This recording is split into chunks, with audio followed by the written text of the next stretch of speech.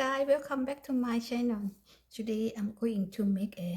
homemade hamburger. สวัสดีค่ะเพื่อนๆทุกคน วันนี้พี่ติ๋มจะมาทำhomemade hamburger นะคะ ซึ่งถ้าใครชอบทำแฮมเบอร์เกอร์สามารถทำตามสูตรนี้ได้เลยนะคะ เพราะว่ามันก็ง่ายดีค่ะ ก็ไม่มีอะไรมากนะคะ ก็ใส่แบล็คเพปเปอร์ลงไป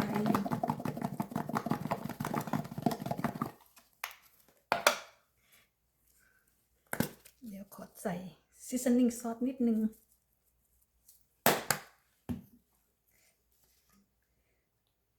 ผสมซอยซอสนิดหนึ่งค่ะซึ่งซอยซอสสามารถใช้ยี่ห้อไหนก็ได้นะคะเดี๋ยวแป๊บนึง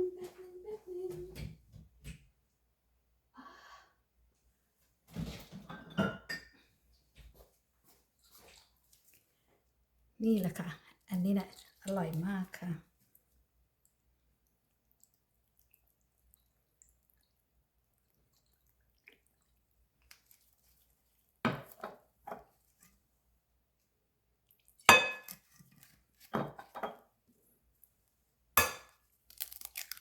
ใส่ไข่ลงไปด้วยนะคะ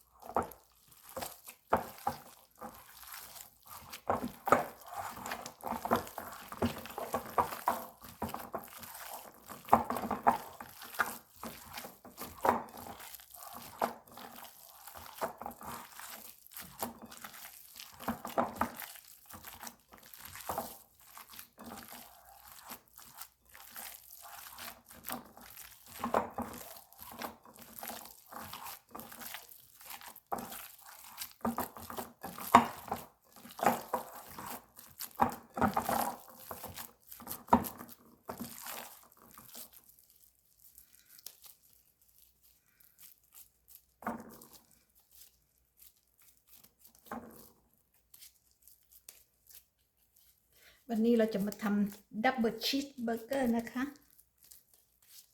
ลืมดูว่ามีชีสหรือเปล่าเนี่ย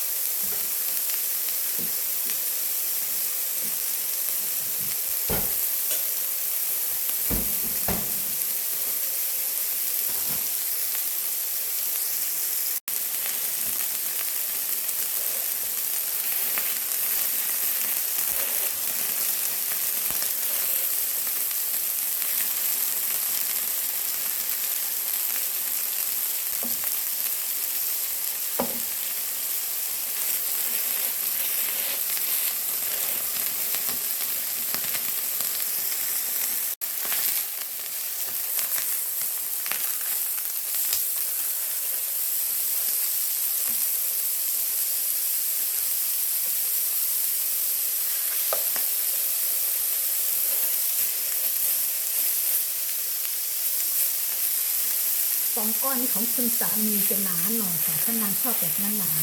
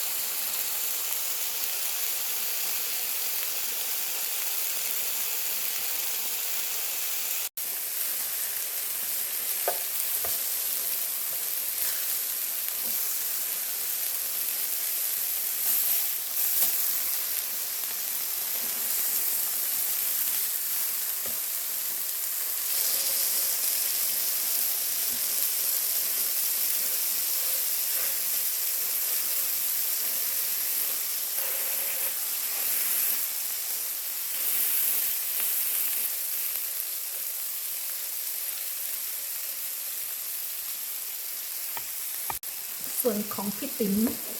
อันนี้เวลดันนะคะส่วนของคุณสามี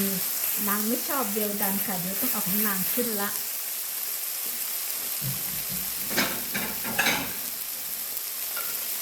นางชอบมีเดียมของนางเรียบร้อยแล้ว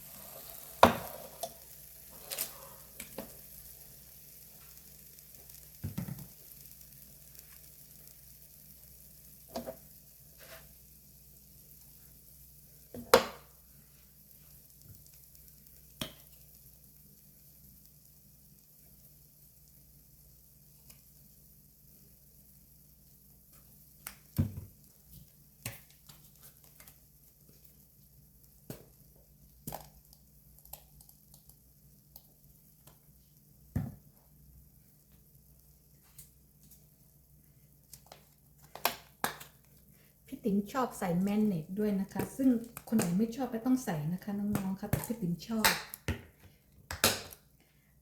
ถ้าใครชอบมะเขือเทศใส่ได้นะคะแต่พี่ติ๋มไม่ชอบมะเขือเทศเราก็เลยไม่ใส่ก็มีแค่นี้ค่ะน้องค่ะเป็นไงคะ double cheeseburger homemade ง่ายไหมคะ it's all done guys see how easy